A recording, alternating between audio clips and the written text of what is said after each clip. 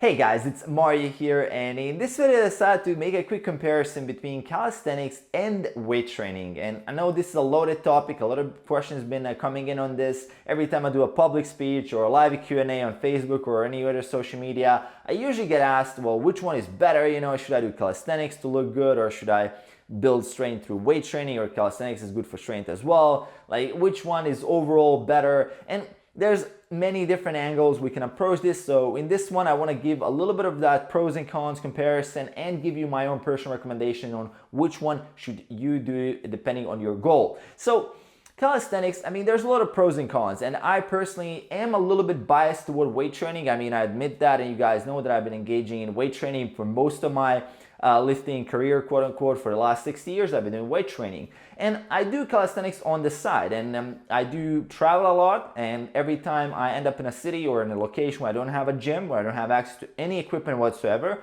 I'm kind of forced to do calisthenics. So that's kind of my, I guess, fallback alternative routine, like my travel routine that I have. Also one example of that in the description below, link, which you can find down there to download for free, my travel no equipment workout. So that is based on more of those calisthenic body weight type of workouts. So essentially, what are the pros? Well, the pros are that you don't need any equipment. Like, you can load your body, you can load your muscles without any equipment. And now that's a pro, but it's, in one way, it's also a con, because there's a limited amount of progression that you can do, in at least in terms of like smaller steps of progression, which in gym, you can just go to the gym and you can take a bar and you can add 5 pounds on each side, or you can even add 2 pounds, you can even microplate on each side. While in calisthenics, sometimes the jumps might be too high. Let's say you have to go from a single arm, you have from a complete push-up to a single arm push-up. That's a huge jump, and the load immediately doubles practically.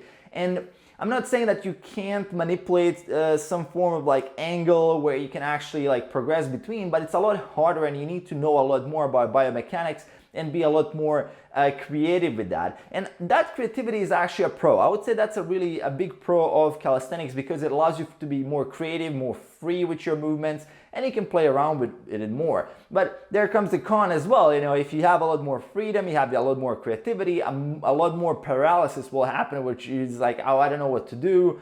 I don't have a clear direction, I don't have a clear progression, and that can be kind of a double-edged sword there. And another big con that I would say with calisthenic movements is that there's a limited type of movement that you can do to load your lower body, right? To load your leg muscles. And we can realistically, well, you can do pistol squats, you can do all these other things. That's cool. You can definitely build decent strength, but you can't build the maximum amount of strength in your legs just by performing body weight movements, because your body weight isn't that heavy. If we look at a beginner, they can already squat pretty close to their body weight within just a couple of months of training. And they're not just squatting body weight, but they're also squatting their own weight, right? If we're going down, it's like your body weight plus the bar and plus the load, right? And all of that.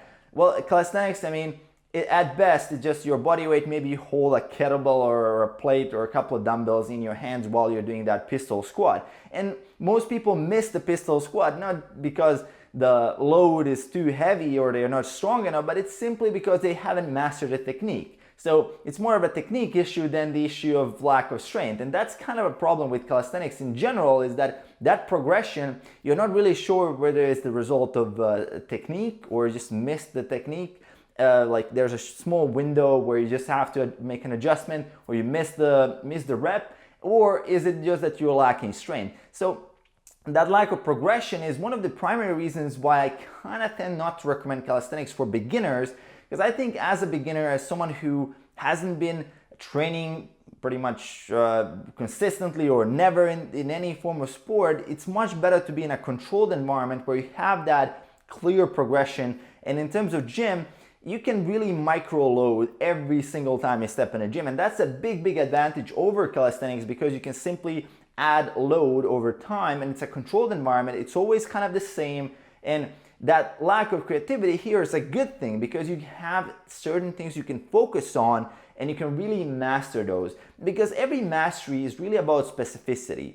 Like, if someone is getting good at a squat, that won't translate, that will translate in a little bit of whole body strength, but again, you're getting the best gains in the squat. So even that comparison between, okay, which one is going to make you stronger doing calisthenics or weight training, it's just silly. You're comparing apples to oranges. There's no way you can kind of generalize strength in some kind of random general strength thing. It's more like a specific movement or a specific pattern that you're getting stronger in. So someone doing calisthenics, if you take that person, if you take a powerlifter, the calisthenic guy will probably be better at pull-ups. They're going to be better at like holding the pull-up like up there in that tension moment for a minute or two, while the powerlifter, are you saying the powerlifter is weaker? The powerlifter is like squatting 250 kilos and he can do a tremendous amount of weight, right? So it's really not a fair comparison. In its own realm, calisthenics is really good and you can definitely progress, but you can't just take that and put it in a different world like powerlifting. The calisthenics usually will get crushed in powerlifting if they try to do a powerlifting meet or something like that, regardless of how many, dips or push-ups or pull-ups can you do. If you go to a powerlifting meet, it's three things. It's deadlifts, squats, and the bench press, right? You can't do anything else. Same if the powerlifter came there, there's some carryover from doing heavy benching to dips, but the calisthenic guy will probably be able to do more clever tricks and dips and pull-ups with one hand and all these other things that the powerlifter might not necessarily know how to do properly, right? So it's really an unfair comparison to say one is better for strength than the other, because it's really about specificity and which one you commit to. And I would say for general looks, for just simply building aesthetics, again, it's really about loading your body to be able to build muscle, because a muscle is a response to your need to get stronger, to get a functional need, which is strength, essentially power, force production. So the muscle is a result of that. Can you force your body to build muscle if you overload it in calisthenics? Of course you can. Can you do that with powerlifting? Of course you can. Bodybuilding, it's quite obvious. That's what all of us are doing. We're just adding weight to get that adaptation, which is bigger size. Bigger size muscles can produce more force. Voila, you get bigger size. And that's kind of like what a lot of people are looking at is, which one is better, Well, it's not necessarily which one is better, but it's which one do you commit to the most. And there are certain, let's say, cons and pros with calisthenics when you look at specifically bodybuilding. If you want to compare the two, with bodybuilding, you have the option to isolate a muscle group really accurately. Like you can isolate with machines, you can isolate with specific dumbbell movements, with cables. While in calisthenics, you're primarily doing compound movements. Is that necessarily bad or good? Well, not really, but if you do have a certain weakness, or let's say you get injured or something like that, you don't have access to specific movements, like isolation movements, that will kind of allow you to keep training and building up that weak part even though you're injured, right? So there's like a pro and con. Well, again, with calisthenics, you're kind of having that freedom and creativity. With compound movements, you can basically overload yourself in a sense, even at your home. You can just take 2 chairs and you can do some dips. And voila, you build some pecs, you build some tricep strain. But in the gym, you have a little bit more options as well. And let's say at home, the way you can progress is like you can do higher and higher reps, but at a certain point, that you need load to actually be building muscle. And higher reps will build muscle, but if you keep training as an advanced lifter, after a couple of years, it's not going to be as effective anymore. So you need heavier and heavier loads to induce the same response. And that's why a lot of calisthenic guys, if they go to advanced levels, they actually need to wear weighted vests. They have to attach dumbbells, barbells, all these things to themselves, because the body weight isn't high enough to cause an adaptation.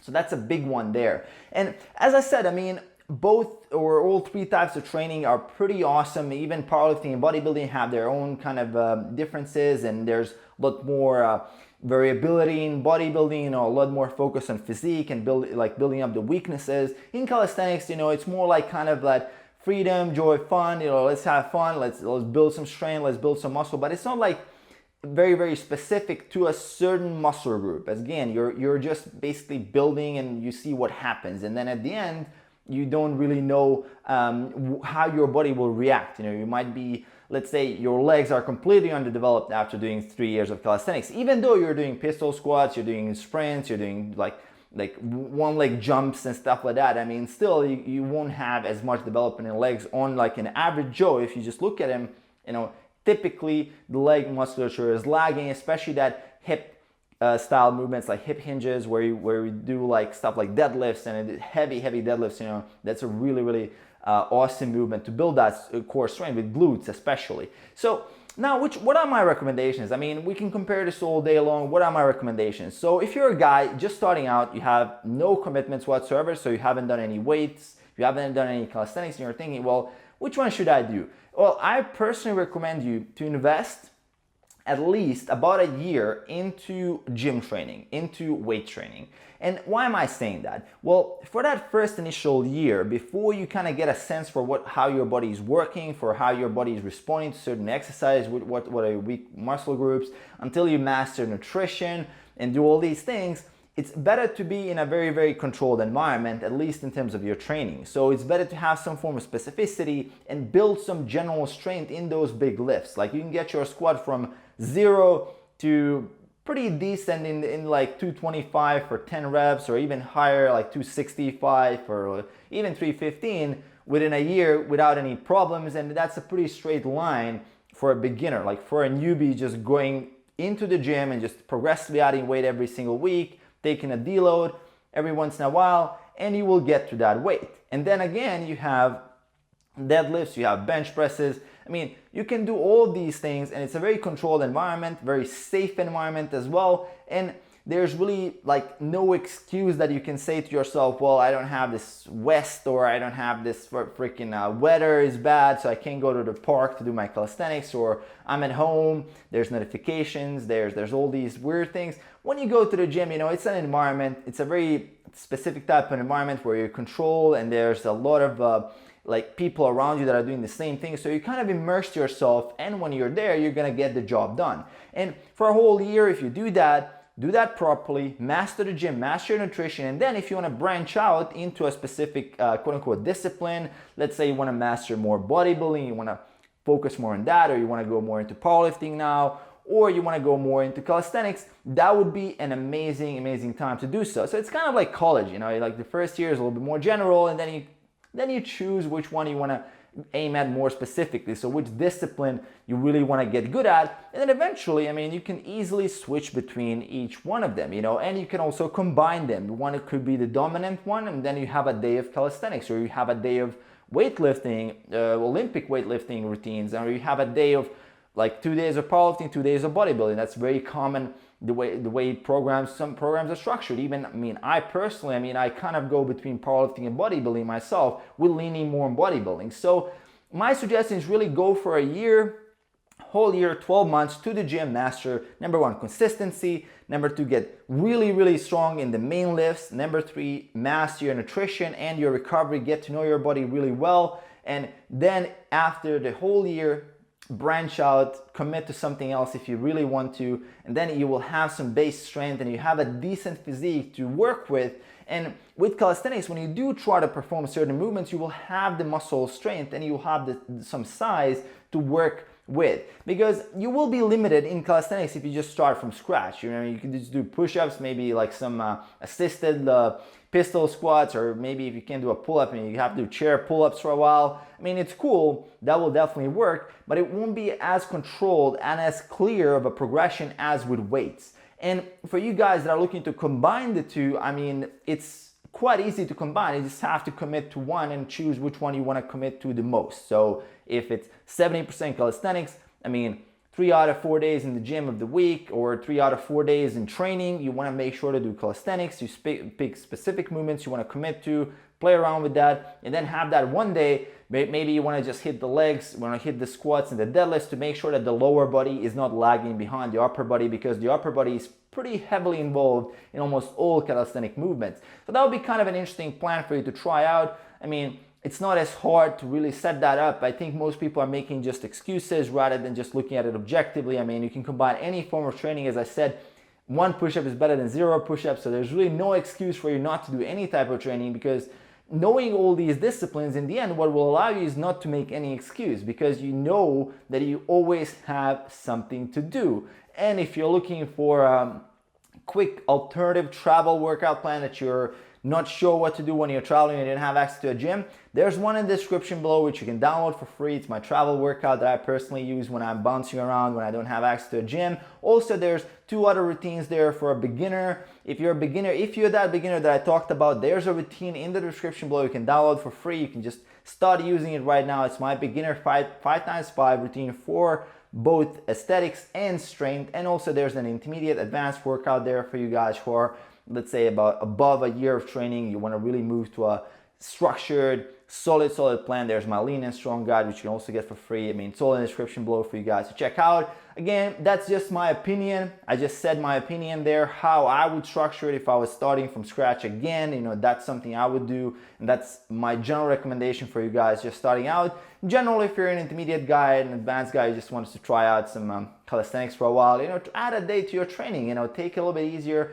see how it works. If you fall in love with that type of training, I mean, that's pretty awesome. You just commit to it more and more. There's really no rules. I mean, unless you're a professional really who makes money out of performing bodybuilding shows, or, I mean, that's very unlikely as a natural, especially unless you're like some kind of running a billboard ad for supplement companies. I mean, there's no way you're gonna make enough money or that it's worth for you to committing, but let's say it is. Then at that point you really want to be careful what you're doing, and you don't want to mess too many disciplines at once because of that rule of specificity. But aside from that, you know, if you're just a guy who hasn't had any professional commitments and you just want to try out different things, I would highly recommend you to do so, just to try to maybe discover some other different passion that you might have, or reignite your passion for lifting. Because over the years, I know that when I got a little bit stale in terms of bodybuilding, when I moved to a little bit more powerlifting type of training, I got to reignite my passion for lifting again. And I felt that it was a really good move, and then I came back to bodybuilding and it was really beneficial. So I hope you guys enjoyed this quick video. It covered a lot of different points, a lot of opinions, a lot of different things, because as I said, this is not really something objective. It's more of a personal opinion, because the research, I mean, there's no research comparing the two just randomly which one is going to be stronger, which is not. It's definitely just the rule of specificity. So I hope you guys enjoyed. Let me know in the comments below which point that I made here resonated with you, or if you had to start from scratch right now with your training, would you go for calisthenics or weight training, or which one would you choose? That's my question for you. Aside from that, make sure to hit that subscribe button below to support the channel, and I'll see you guys in the next one. Peace.